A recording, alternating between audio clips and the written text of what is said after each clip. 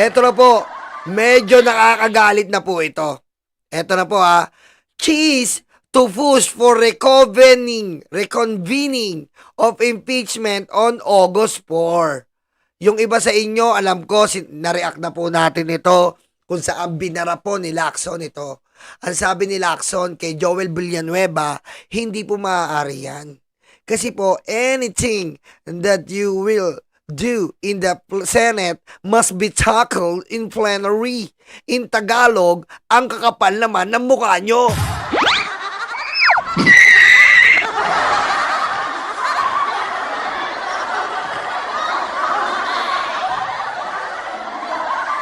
Diba? Sabi nga ni Lacson, hindi ba pwede yan? Kung dati, napapalusot nyo yan, na kayo-kayo na lang mismo ang nagmamaniobra ng oras, panahon, at mga desisyon dyan sa Senado, today, hindi na pwede yan. Hindi na natin nahayaan yung mga ganyan nyo, nakakala nyo kung sino kayo. Diba? Para lang paboran si Sara Duterte. Kaya po nila, pinipilit po to na maging August 4 ayon po sa ating sirs dahil po para po maintay ang desisyon ng Supreme Court.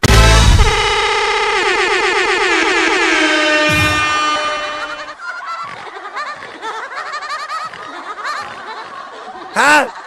At ayon pa sa amin, sirs, kayong mga tiga Supreme Court, sinasaladuhan po namin kayo.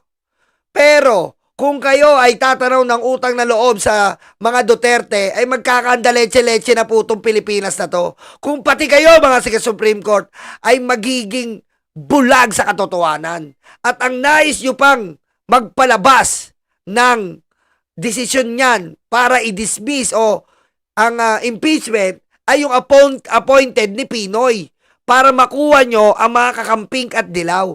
Huwag ganon. May mga intel kami dyan.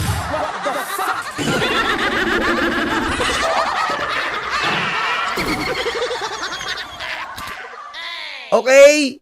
Ang gusto nilang magpalabas, teka, sabi ng intel ko ay si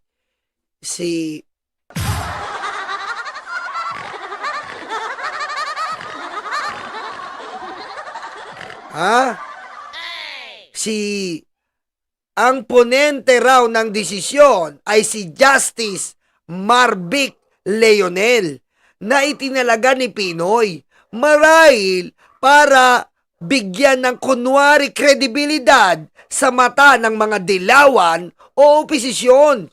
Kung mangyayari ito, maantala o tuluyang mapipigilan ang pagsisimula ng impeachment trial na nakatakda agad pagkatapos ng SONA. Kaya yun po ang nila, gagamitin nila si Justice Marvic Leonel. Ayan po ang asset natin, nagsasabi.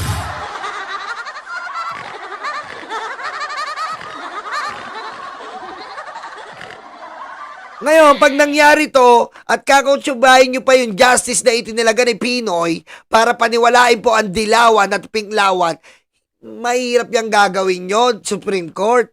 Ang laki po ng respeto ng taong bayan sa inyo. Bakit nyo isasang-alang-alang ang utang na loob sa talagang utang na loob nyo sa taong bayan? Sobrang nakakahiya po yan, mahal naming Korte Suprema. Smooth just with trusty, thank you.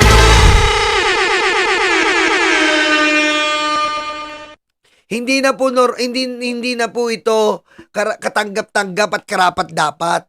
Tayo po ay may panawagan sa konstitusyon. Hindi po natin kailangan ihinto ang impeachment kapag wala man lang po tayong napapakitang ebidensya. At kayo po bilang Korte Suprema, hindi nyo po ito pwedeng balawurain. Kayo po ang takbuhan ng hustisya. Tapos ang bibigay nyong hustisya ay walang kakwenta-kwenta.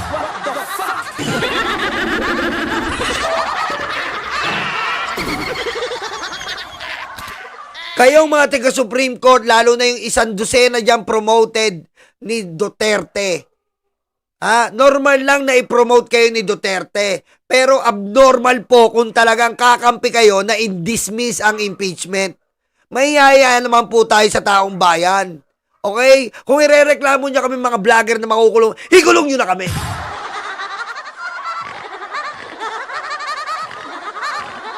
Ha? Supreme Court, kung ayaw nyo kaming sitayin namin kayo sa mga pinaggagawa nyo at masyado kayo na-offend, ikulong nyo kami. Wala kaming pakialam. Kung ayaw daw nila mabatikos eh. Ayaw po ng Supreme Court mabatikos. Ano daw po ang Supreme Court? Masyadong sensitive. Kailangan hindi sila binabatikos. Paano hindi kayo babatikusin?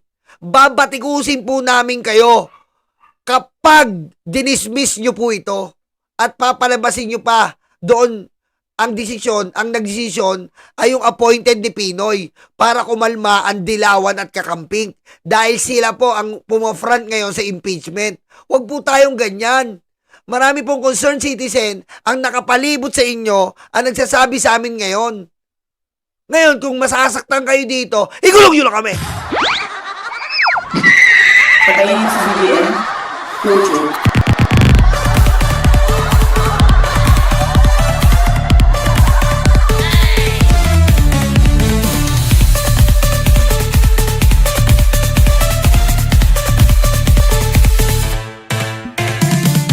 Sabi kasi ng asset ko, nakabantay daw po ang mga Supreme Court sa mga, kasi nakita nyo, di ba sino ba yon? Si Lambe, yung may betlog Lambe, yung attorney Lambe. Di ba nakita kagad ng Supreme Court yung post nun? Kasi nga daw po, nakabantay po ang Supreme Court, lalong-lalo na sa mga vlogger. Ayaw po nilang sila, sensitive sila. Pero, wala na po kayong pakialam kung sensitive kayo. Kung wawalang yain nyo po, ang taong bayan, kung makipagsibuatan kayo sa Senado, wala na kaming pakialam sa inyo. At hindi na namin kayo paniniwalaan pa. Ha? Akala nyo, pag ginawa nyo yan, dinismiss nyo yan, parang binalaura nyo mismo ang inyong departamentong Supreme Court. Diba? Justice system kayo. Kayo dapat nagpapatupad ng batas. Kayo ang nakakaintindi ora mismo ng konstitusyon. Kayo mismo ang nakakapag-elaborate de Constitution de puta de lata.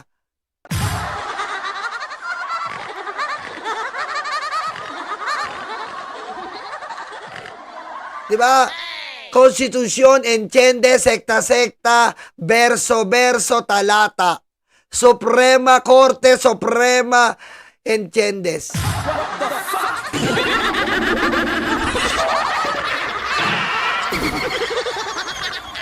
Tapos ngayon, malaman-laman namin, makikipagsabuatan din kayo? Que berberidad, que sera-sera, whatever will be, will be.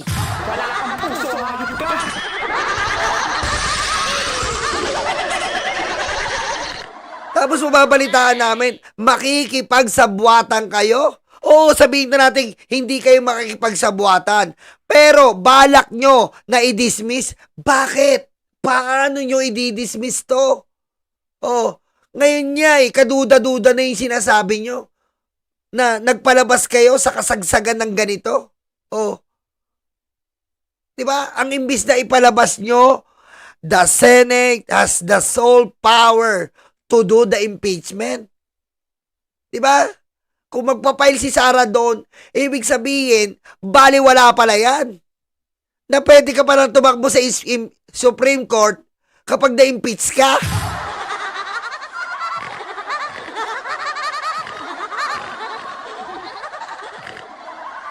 Pagkakaalam namin, pag na-impeach ka, hearing ka agad. Walang tulong-tulong, walang iyak-iyak na manggagaling sa Supreme Court.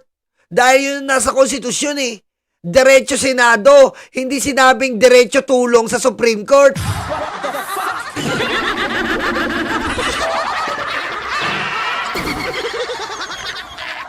Ngayon, kung ipapakulong niya kami mga vlogger, nakahanda na po kami. All my bags are packed. I'm ready to go. I'm standing here in front of your door. I hate to wake you up to say goodbye. Patayin sa CBN, closure.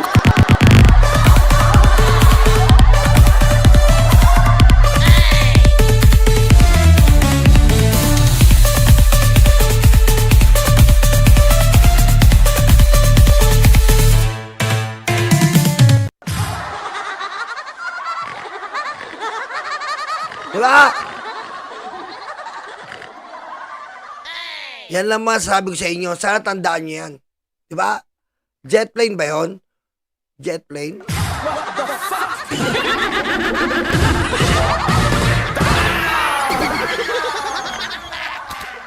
Jet plane pala yun. Basta yun, basta English.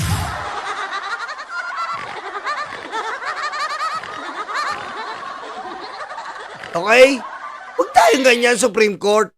Tandaan nyo, kapag kayo ay nakihalo pa sa indultong nangyayari ngayon sa impeachment, kanino pa lalapit ang mga tao?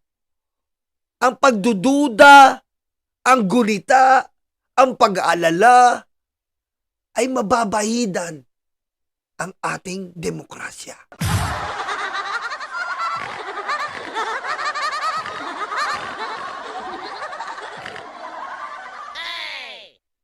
Ang demokrasya, baw. Ang demokrasya, napakasarap ng may demokrasya.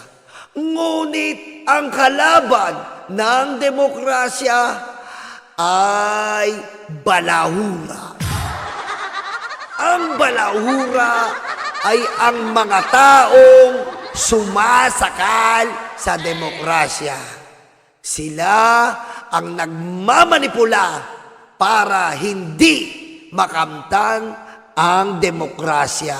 Sila ang mga taong masyadong may kinikilingan at kinakampihan dahil sila ay natulungan, kaibigan at kabetlugan.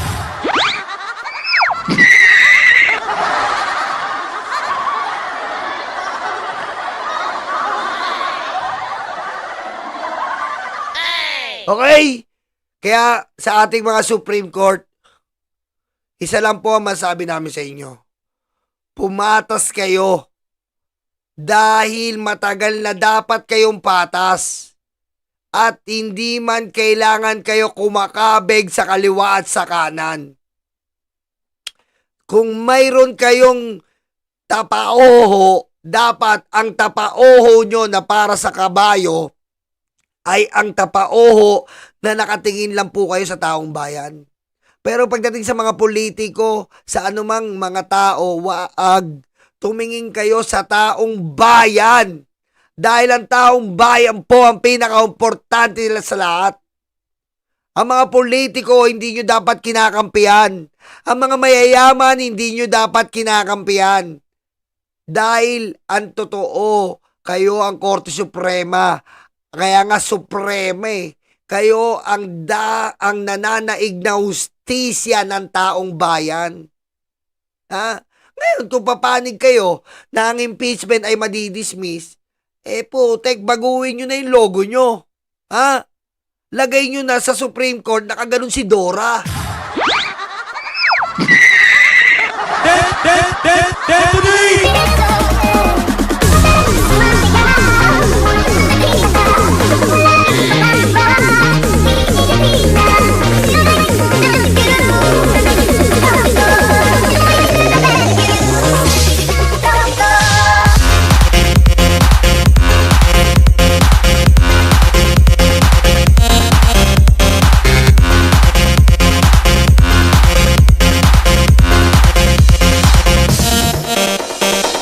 Diba? Baguhin nyo na yung babae na logo ng Supreme Court, gawin nyo ng Dora para wala na problema.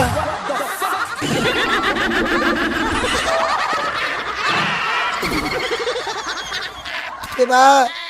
Naka-backpack na, tapos nakagano, walang piring. Unggoy dito.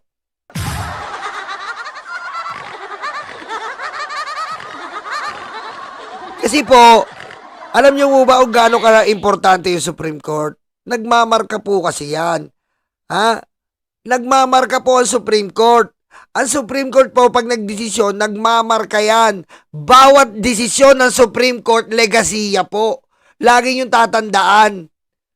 At pag bawat desisyon nila, legasiya, nagmamarka po yan. Lalong-lalo na sa RTC, lalong-lalo na sa Court of Appeals, lalong-lalo na sa Sandigang Bayan. Pag nagdesisyon sila, halimbawa, Nyolo versus People of the Philippines, magiging legasiya po yon. Magiging reference po yon ng RTC at mababang level ng mga korte.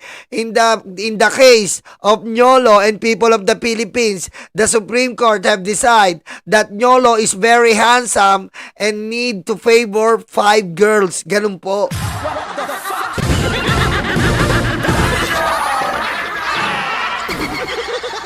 Diba? Ganun po, nagmamarka po sa Judicial Department ang bawat desisyon ng Supreme Court. Ngayon, kung ang Supreme Court magdidesisyon ng dismiss to, magiging future reference po ito. Magiging future reference po ito on different kinds of impeachment na posibleng dumating in the future. Nagigets niyo po ba ako? O hindi kayo nagla-like?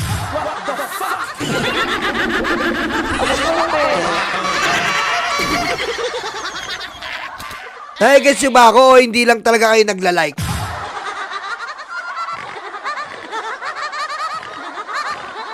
Diba? Ganun po yung Supreme Court. Kasi po, kapag nagdesisyon sila ng ganito, sasamantalain po yan ng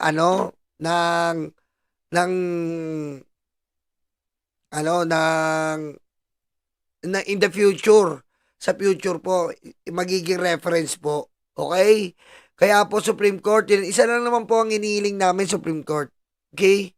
Be fair and be fair, be wise, and be nice. Okay? Do it for the Filipino people. Do it for the ordinary Filipino people. Because, you are the supreme law of the land of the Filipino people. Not a politician, not one candidate, or not even, or not even any high-class level of people in the country. You are the supreme law of the land of the Filipino people. Taong bayan. What the fuck?